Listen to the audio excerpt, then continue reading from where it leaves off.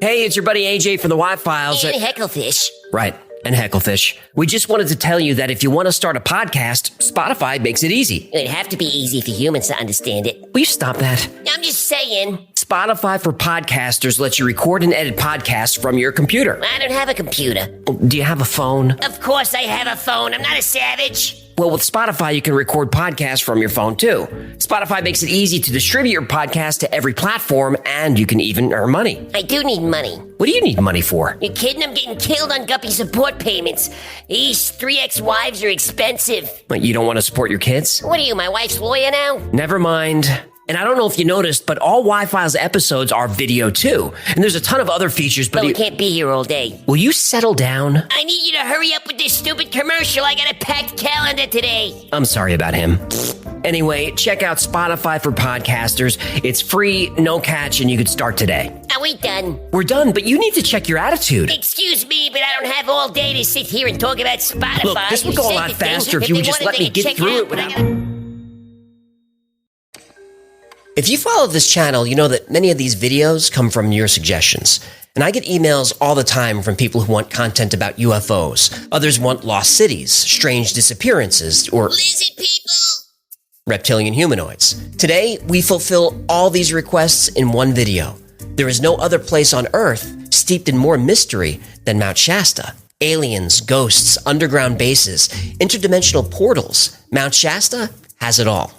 Let's find out why.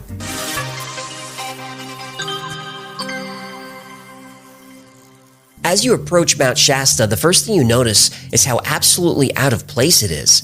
Though it's one of the tallest peaks in North America, it's not directly connected to any other mountains. It stands alone and seems to leap off the landscape. At over 14,000 feet above sea level, Mount Shasta is so tall and steep that it pierces the clouds and creates its own weather. Located in Northern California, Mount Shasta is actually a semi-active volcano. Its last major eruption was in 1250, but as recently as last year, Mount Shasta was oozing lava that caused several fires in the surrounding forest. And just about every type of paranormal event you can think of converges at Mount Shasta. UFO sightings, mysterious disappearances, lost cities, ghosts, gods, everything. Mount Shasta legends exist in every culture that's lived in its shadow, including the first cultures. Native tribes have inhabited the area for over 10,000 years, making it one of the longest occupied areas in North America. And each tribe has a myth about the mountain. Some tribes say Mount Shasta is the sacred center of the universe. Others say the mountain is the birthplace of all life. And as different as these stories are, there is one theme found in every native legend: you do not go above the tree line. That area is reserved for the sky people. Not far from Mount Shasta is Petroglyph Point, which has some of the oldest stone writing ever found in North America, dating back thousands of years. And the glyphs depict the types of things you'd expect to see: animals, rivers, the sun, stars. But there are also carvings of what some people believe are sky people. Native tribes believed that the sky people were spiritual beings who existed in a different realm, a plane of existence where souls and spirits of the dead dwell. But what if the sky people aren't spirits of the dead, but are actually beings that are very much alive, just not human? There are Native American legends that describe a race of giants that live on Mount Shasta. The Modoc have the Matagagmi, which are said to be the keepers of the woods. Could these ancient people be describing Bigfoot? Matagagmi is the Modoc word for Bigfoot, and it's similar to the Tibetan word Metogangmi, which is their word for Yeti. Hey, how do ancient Indians in Tibet end up with the same word for Bigfoot? Well, there would have to be some kind of land bridge between India and America. Wait a minute. You're getting way ahead of me on this one, pal. Are we gonna talk about? We are. Oh, baby! Since at least the 1920s, people have claimed to see tall creatures roaming the forests around Mount Shasta. In 1976, a camper thought a park ranger was investigating his camp, but upon closer inspection, it was a Bigfoot. Another famous account happened in 1962 when a hiker claimed to have seen a female Bigfoot giving birth. Ooh, that sounds messy. It does. A lot of hot water and towels. Right. I get it. Because if a Bigfoot is giving birth, ooh boy, that's gonna be a lot of... I said I get it. In 1930, a humanoid skeleton that was over 8 feet tall was discovered near Mount Shasta. And this wasn't a fringe report. It was covered by major newspapers all over the area. And native legends say the race of giants prospered on the earth for thousands of years, but were suddenly wiped out in a great flood. It always ends with a great flood, doesn't it? Every time. But there is an interpretation of this legend that claims the giants of the woods are not Bigfoot. They're a race of people called Lemurians. And that brings us to the fascinating story of J.C. Brown. He's considered the first person to find the lost civilization of Lemuria. But his story takes a mysterious turn.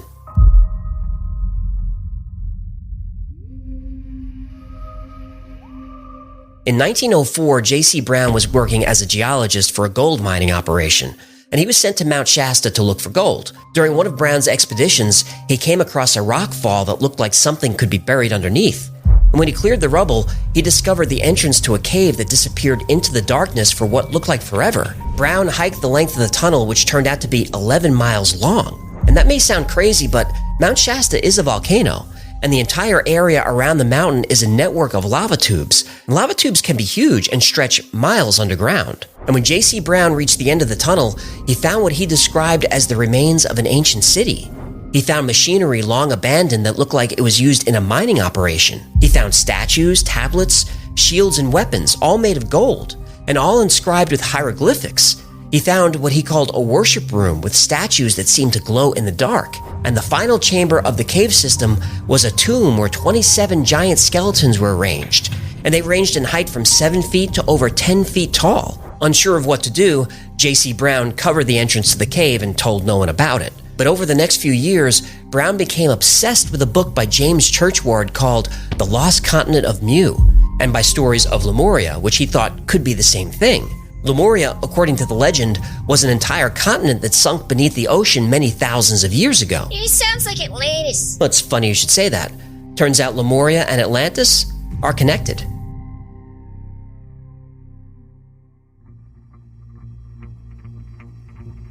In 1899, Frederick Spencer Oliver published a book called A Dweller on Two Planets, which tells an amazing story that was found written on ancient Hindu tablets. Over 1 million years ago, the Earth was ruled by two very advanced civilizations, the Atlanteans and the Lemurians, and both cultures had technology that far exceeds our own. Atlantis was the dominant culture, and for many years it was benevolent.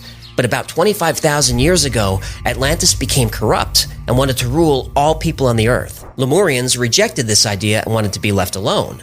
And after much internal conflict, Atlantis decided to go to war with the Lemurians. And for years, the two mighty civilizations deployed devastating nuclear weapons against each other. The explosions were so violent that they caused the Earth's tectonic plates to become unstable and the magnetic poles to shift. Finally, a massive flood tore across the planet and laid waste to both civilizations. In all, 60 million Lemurians died. Atlantis suffered severe losses as well. The few surviving Atlanteans evacuated to Agartha, an underground city that we'll be covering on this channel. The last remaining Lemurians fled to Mount Shasta and established a city called Telos. And what's amazing is, there's a Hawaiian legend that says the islands of Hawaii were once part of a vast continent called Mu, also known as Lemuria. And once J.C. Brown learned of these stories, he was convinced that he had found the lost civilization of Lemuria under Mount Shasta. So he decided, now 30 years later, it was time to go back to the mountain. And when J.C. Brown returned to Mount Shasta, he put together a search party to help him rediscover Lemuria. Brown had assembled a group of 80 researchers, scientists, and explorers. And after 1,000 years of legend, Lemuria was about to be proven real. Newspapers widely covered the story, and the excitement around the adventure was palpable. Then, on the morning that the expedition was set to begin, J.C. Brown didn't show. People combed every tavern, every street, every inn looking for him, but they would find no trace. J.C. Brown had vanished and was never heard from again. Explanations for J.C. Brown's disappearance covered everything. Some said he was simply a fraud, though he never took a penny from anyone. Others said a secret but powerful organization learned of Brown's plans and had him erased. Illuminati? Yep. But a few others were convinced that J.C. Brown no longer needed a search party to find Lemuria, that he had been granted access and taken there by some mysterious machine. And to hear descriptions of this machine, it sounds like a vehicle or a... UFO! Right. And there have been UFO sightings around Mount Shasta going back over 100 years. And in recent years, sightings are accelerating. Of the top 300 UFO hotspots in the world, Mount Shasta is ranked 13th. People have seen chrome objects hovering above dark mountain roads.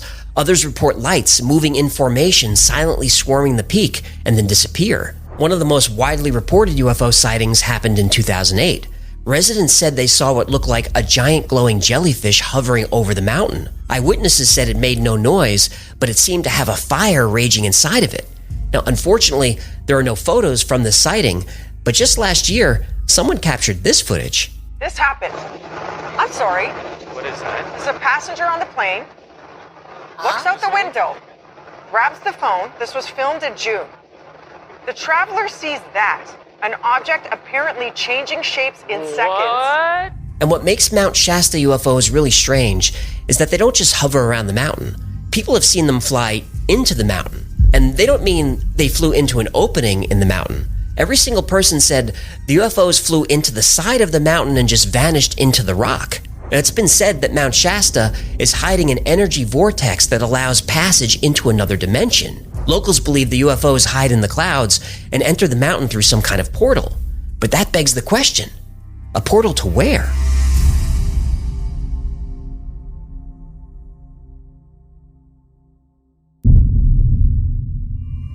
For decades, eyewitnesses have seen strange beings in Mount Shasta's caves that seem to have the ability to walk through walls. They just vanish. And it's not just these strange beings that disappear on Mount Shasta. It's one of the most active hotspots in North America for mysterious disappearances. In 2011, a young couple was camping on Mount Shasta with their 3-year-old son. Suddenly, the boy's parents looked up and their son was gone. They immediately called the authorities and a massive search went on for 5 hours. Then, a sheriff's deputy heard a quiet voice coming from a bush not far from the campsite. This was odd because dozens of trained search and rescue professionals had combed every inch of this area multiple times and found nothing. But the boy was found unharmed, so this was called a successful operation, and that was pretty much the end of it. It wasn't until a few weeks later when the story would take a mysterious turn. The boy was talking to his grandmother, who he called Grandma Cappy, about the incident. He said he liked this Grandma Cappy better than the other Grandma Cappy who found him in the woods. Whoa, what? Yeah. The boy's mother was upset by this. What other Grandma Cappy? The boy said the other Grandma Cappy had taken him to a cave in the woods. And there were other people there too who were just frozen in place. And this new grandma seemed nice enough, but then she wanted to examine the boy. And for some reason, she asked him to defecate on a piece of paper. Did he? No, he said he couldn't go. Yeah, I'm a shy pooper too. But it gets even stranger. Grandma Cappy said that just a few weeks earlier, she was camping in the same area when she blacked out. Then she woke up face down in the dirt and noticed she had a strange puncture wound on the back of her neck. She said she was violently ill and thought it was some kind of spider bite. She was camping with a friend who also had a similar wound and was also terribly sick. DNA extraction. Well, that's one theory, and Grandma Cappy said she's never going to that mountain again. Then there's the story of Carl Landers. In 1999, Landers, along with 2 friends, set out to hike to the summit of Mount Shasta. And along the trail, Landers just vanished. He didn't wander off, he didn't cry for help, he was just gone. And it's not like he disappeared into the woods or fell down a hole. There was good visibility for over 100 yards. Landers vanished in a wide open field. And he was an experienced hiker who knew this terrain extremely well. Yet somehow he disappeared off the mountain without a trace. And for a week, a huge manhunt searched every inch of the area. The National Guard even sent helicopters equipped with infrared sensors. Nothing was found. No equipment, no clothing, no body. All gone. To this day, there is no explanation for what happened. So what's going on at Mount Shasta? Can we use logic and science to explain these mysteries? Well, it's difficult to explain ancient native legends because we have no evidence to support or refute the stories.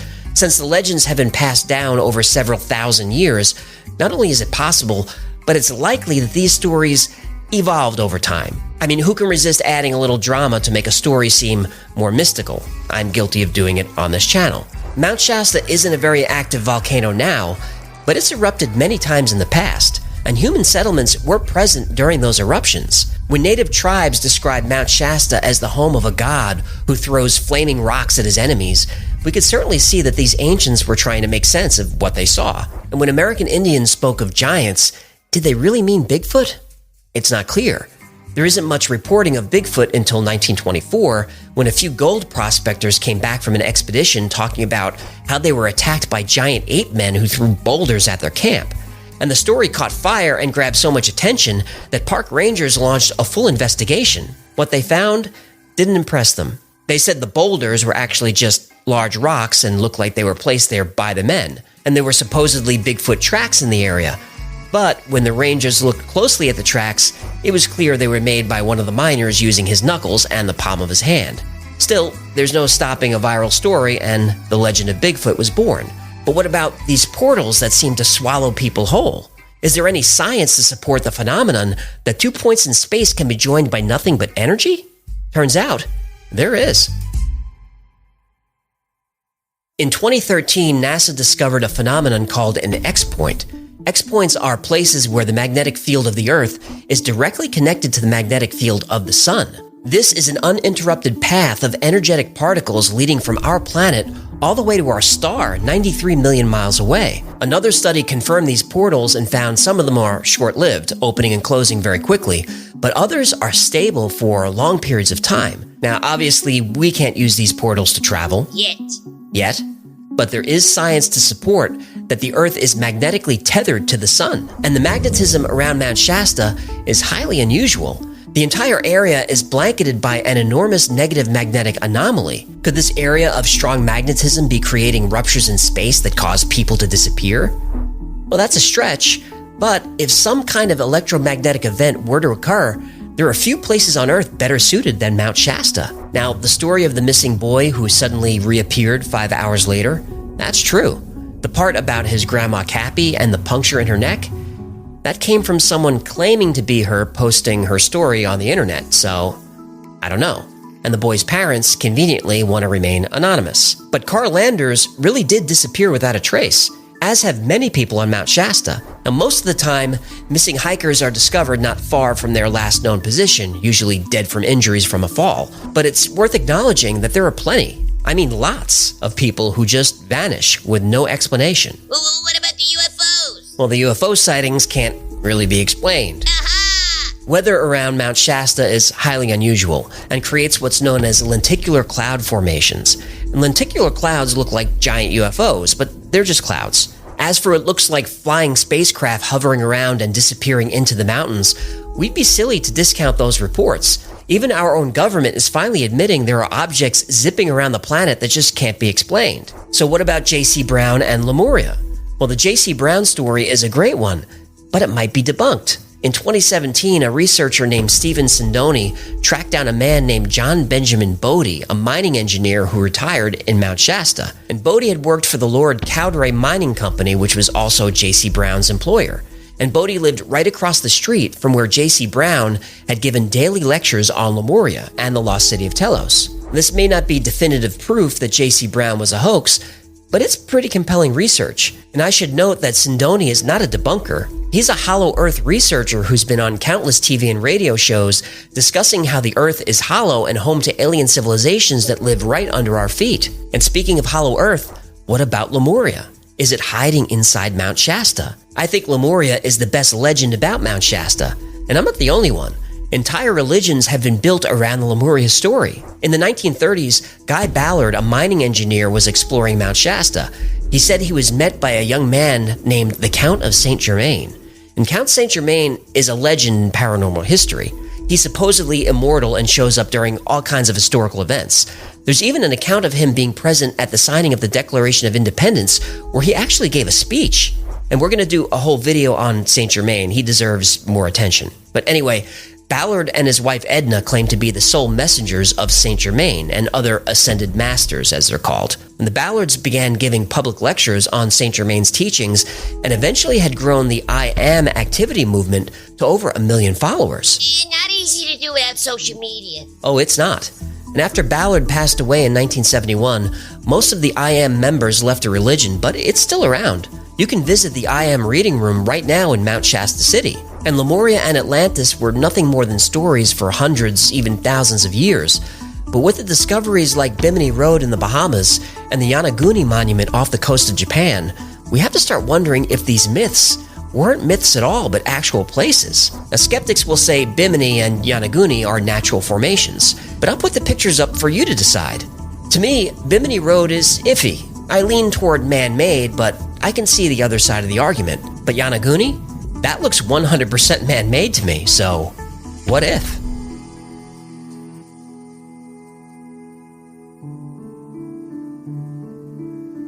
Mount Shasta has captured the imagination of people around the world for centuries, and those who visit often say the mountain called to them. And I think it's fair to say that if you're the type of person who goes to a place expecting to have a spiritual or a supernatural experience, there's a good chance you'll have one. The mind is a powerful thing.